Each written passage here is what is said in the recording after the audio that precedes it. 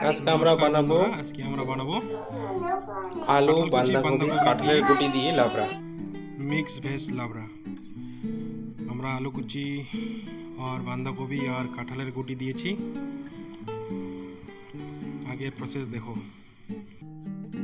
আমরা ব্যবহার করব টমেটো কুচি, দুটা শুকনা মরিচ, কাঁচা লঙ্কা, পেঁয়াজ, রসুন, আদা। আমরা কড়াই চড়িয়ে দিয়েছি, কড়াইটা গরম হতে দিয়েছি।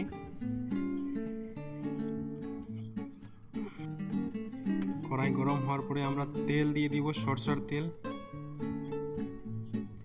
তেল গরম হয়ে গেলে আমরা ওখানে দিব জিরা, গোটা জিরা দিব। গোটা জিরাটা অল্প ফ্রাই করে তারপরে নাড়িয়ে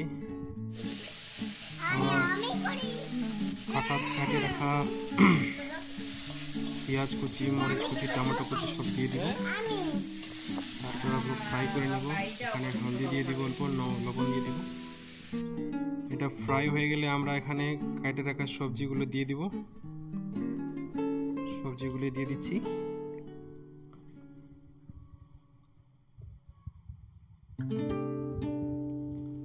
সবজিগুলো দিয়ে দিলাম।